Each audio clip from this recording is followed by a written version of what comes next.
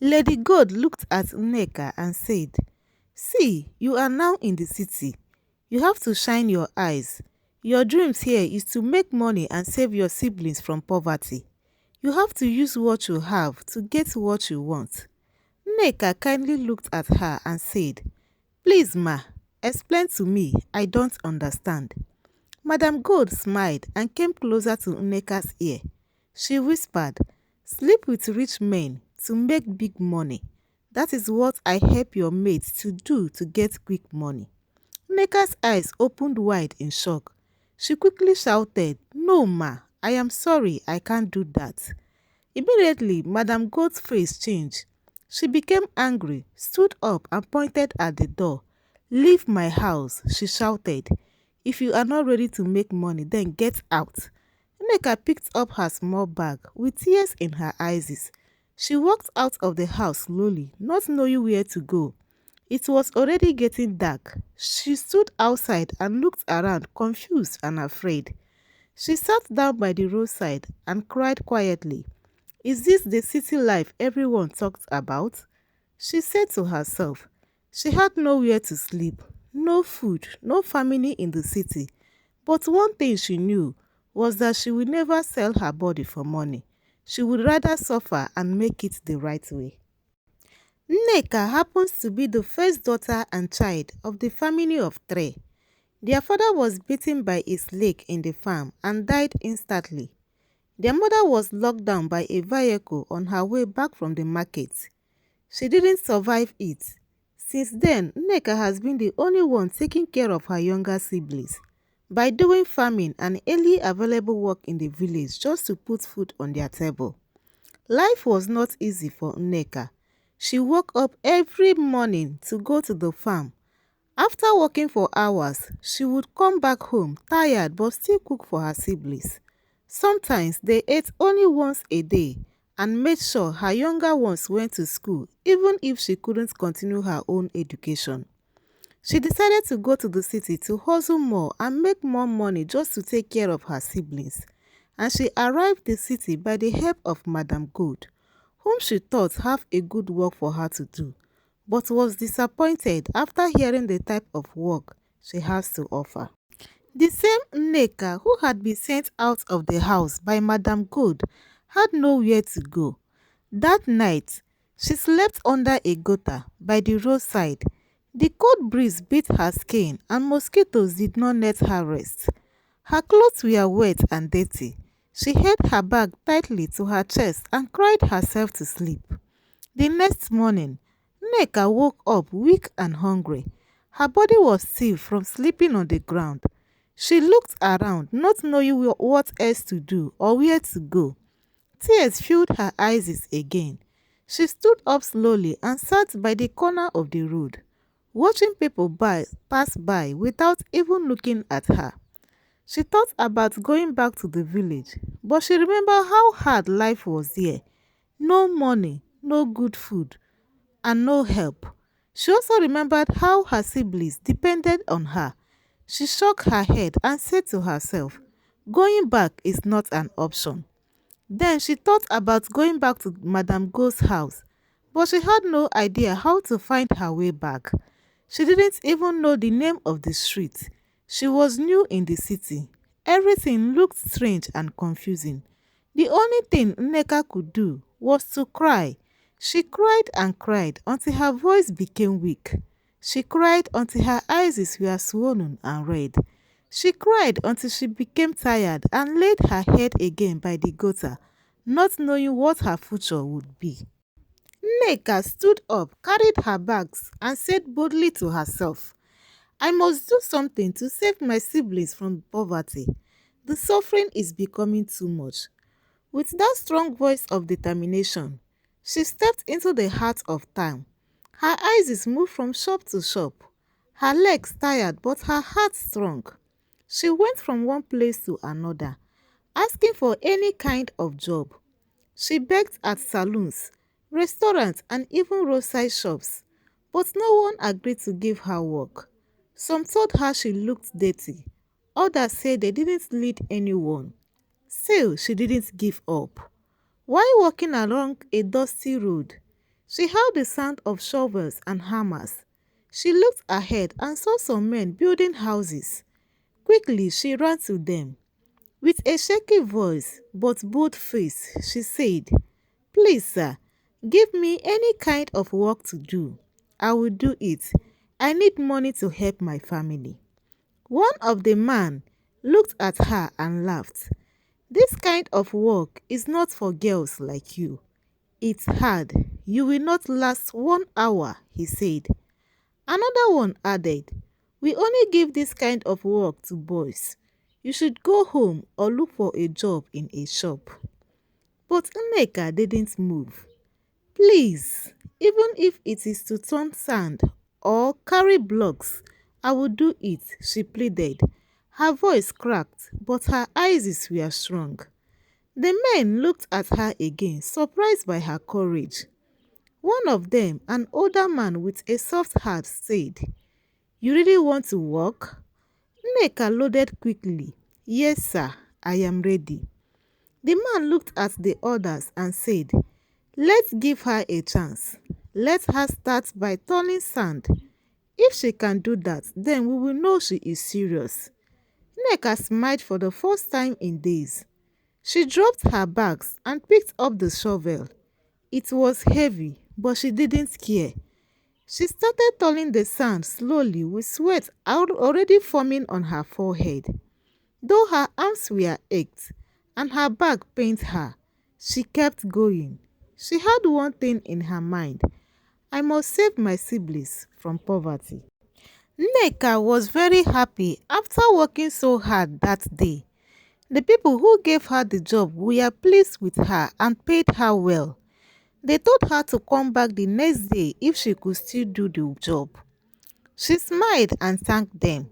Her heart was full of joy because for the first time in a long while, she had something better in her hand. But as the evening came, another thought started to bother her. "Where will I sleep tonight?" she asked herself. She looked around. She had no home, no room, nowhere to lay her head.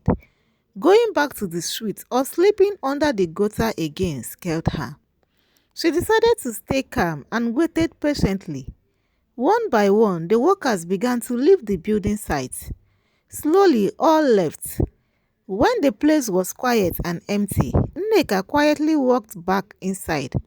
She found one small corner inside the uncompleted building.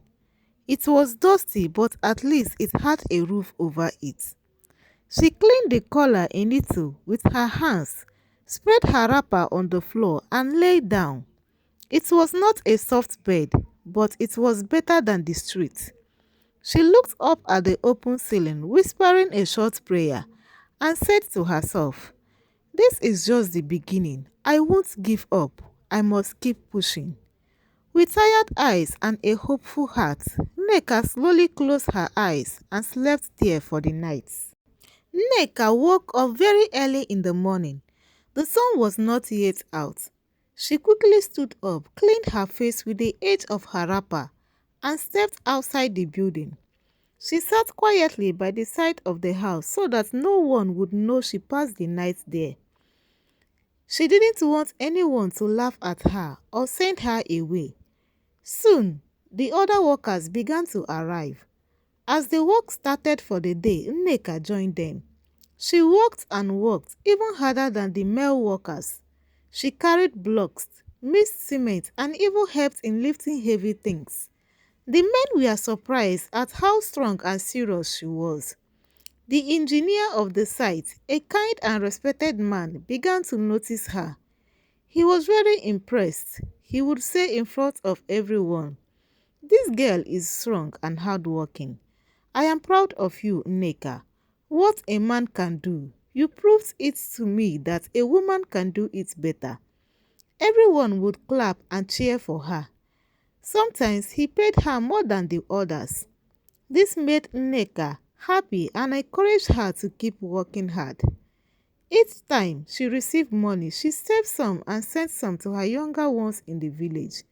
She wanted them to go to school and not suffer the way she did. As time went by, Nneka continued to work in different building sites. She never gave up. She moved from the place to another, working under the sun and in the rain. She kept saving little by little. After some time, Nneka gathered enough money and was able to rent a small apartment. It was not a big place, but it was her own. A safe place where she could sleep without fear. She knew her journey was not over yet, but at least now she had a place to call home. Nneka started working hard again. She kept saving her money little by little. After some months, she used the money she saved to start a small fruit business. She bought fresh oranges, bananas, pineapples, and watermelon and began selling them by the roadside. She always greeted her customers with respect and kindness and served them with joy. Very soon, people started loving the way she talked to them and how neat and sweet her fruits were. Her customers' base grew. Every day, more and more different people came to buy fruit from her. Some came not just to buy fruit, but to feel the peace in her voice and the warmth in her smile. As days passed, Nneka began to make good money from her fruit business. She saved them, used some to buy more fruits, and also continued sending money to her siblings in the village. She made sure they had food, school books, and clothes. Soon, men started noticing her beauty and the way she respected others. Some of them came to ask her out on dates, while others even talked about marriage. But Nneka gently refused all of them. She would say with a calm voice, "Thank you, but I am not ready now. I want to give my siblings a better life first. They are all I have, and they depend on me. I don't want anything that will stop me from giving them a better life." Many men were surprised at her answer, but they all respected her opinion. Days turned into weeks, weeks turned into months, and months slowly turned into years. Nneka continued to work hard and grow her roadside fruit business. People still love buying from her because of her kind heart and honest way of doing business. With the money she made, Nneka trained her siblings Uju and Ebuka from secondary school into the university. She paid their school fees, bought their books, and made sure they never lacked anything. Even when things were hard, Nneka never gave up.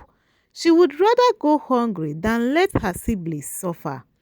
As the years passed, more men kept coming to ask Nneka for marriage. Some were rich, some were handsome, and some promised her a better life. But Nneka still told them no. She would say politely, "Thank you, but I am not ready.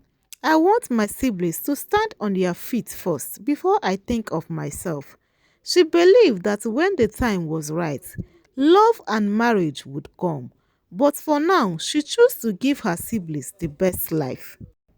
One day, Nneka's closest friend, Joy, who knew everything about her, came to visit her at home.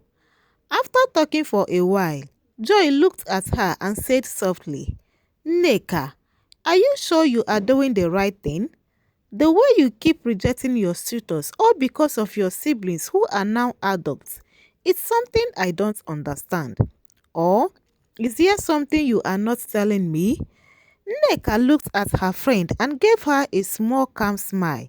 She held Joy's hand and said gently, "My dear, there is nothing I am hiding from you.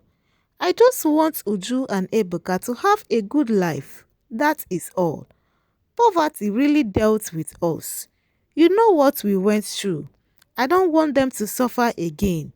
I want to save them from poverty first before I think of marriage, nothing else." Joy moved closer to Nneka and looked her in the eyes.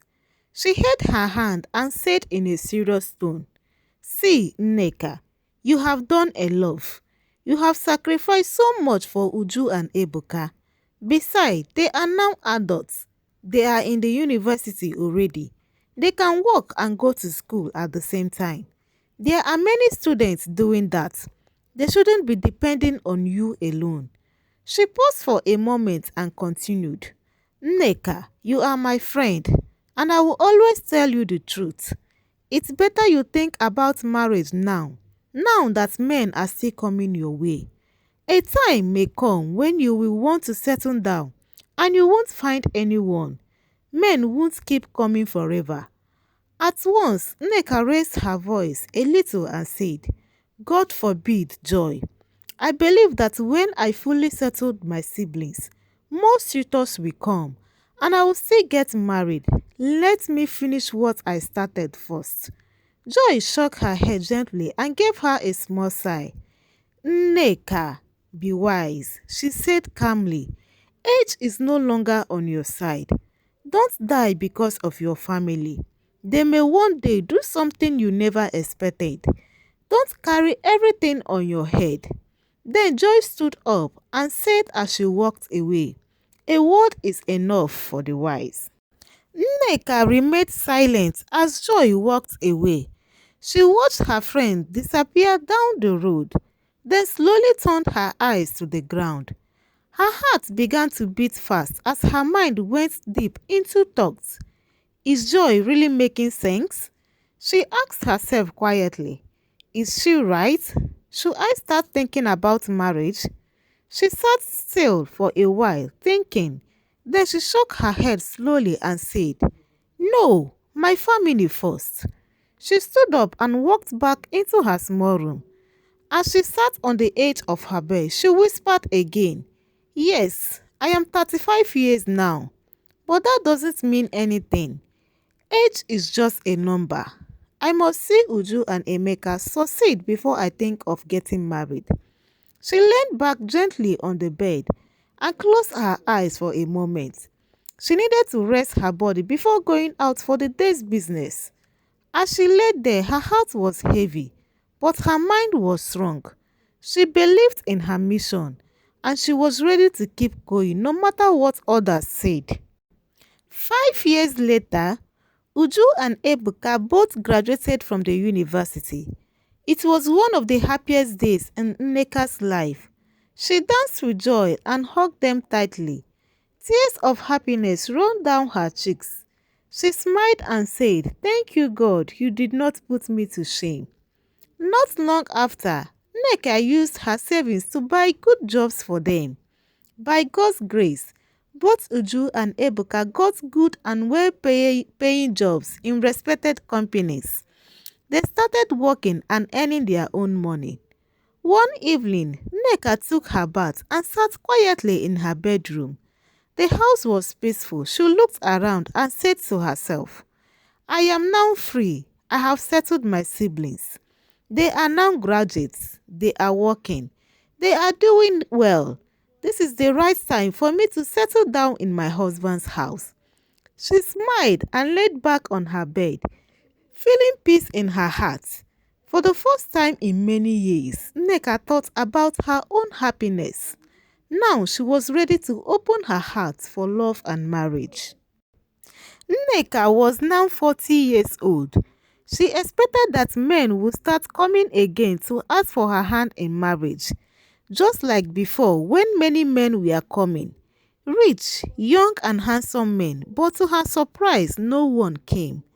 Days turned into weeks and weeks turned into months, yet no one showed any sign of interest. At first, she tried to comfort herself, thinking maybe the right one was on the way. But as time passed, she started to get worried. Later on, some men started coming, but they were not the kind of men she had hoped for. Some were old men, some were already divorced with many children, while others were widowers still mourning their late wives. Worst of all, they were not rich. They didn't have good cars or big houses like the men who came before. Some of them were even struggling to take care of themselves. Nneka became confused. She began to ask herself, is this how life has turned out for me? Where are all the suitors that used to come? Is this what I am left with now? She would sit quietly in her room, thinking deeply. She remembered all the men she had turned down before, waiting for the perfect time. Now the perfect time had come, but the perfect man did not come as well. She sighed and said to herself, if I had known, maybe I would have made a different choice. But what is done is done.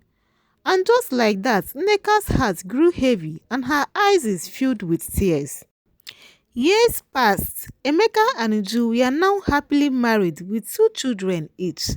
They had their own families and lived in different houses. Life had moved on for them. They were busy with work, their children and their homes. They hardly had time to visit Nneka anymore. Nneka would sit alone in her small apartment and look around.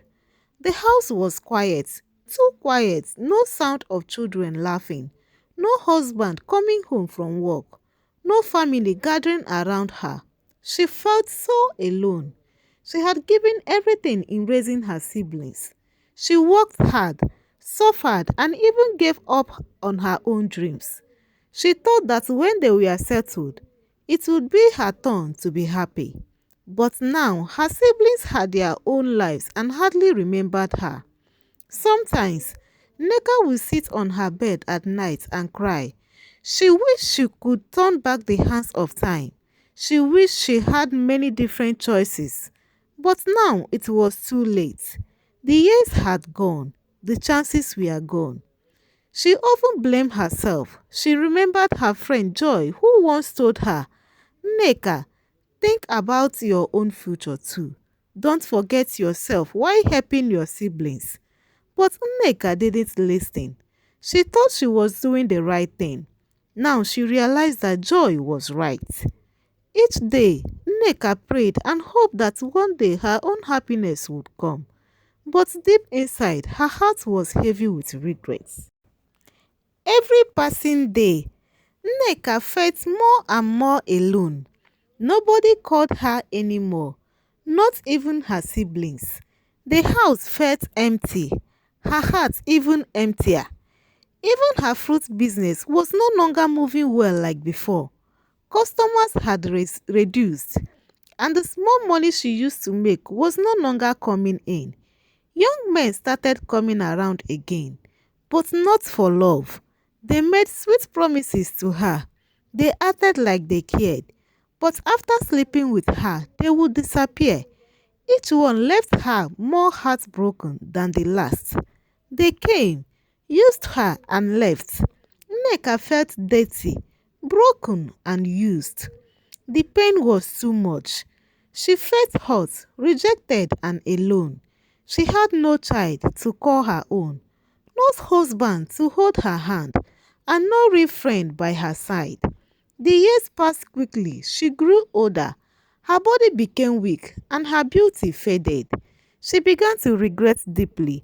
She thought of her youthful days and cried. She remembered how she had used all her strength to help her siblings and forgot herself. Now there was no one to help her. She had given everything yet had nothing left for herself. One afternoon, Nneka sat alone in her small sitting room. The walls were quiet and so was her heart. She cried and cried until no more tears came out. Her eyes were dry, but the pain in her heart remained. She slowly sat up, looked straight ahead and whispered, if you are a young man or woman out there, please don't make the same mistake I made. Learn from me. Loneliness is indeed a disease. Value your life. Don't forget yourself while helping others. Make wise choices before it's too late. Then she sat in silence with only her heart as a company. Please subscribe. I love you guys. Thank you.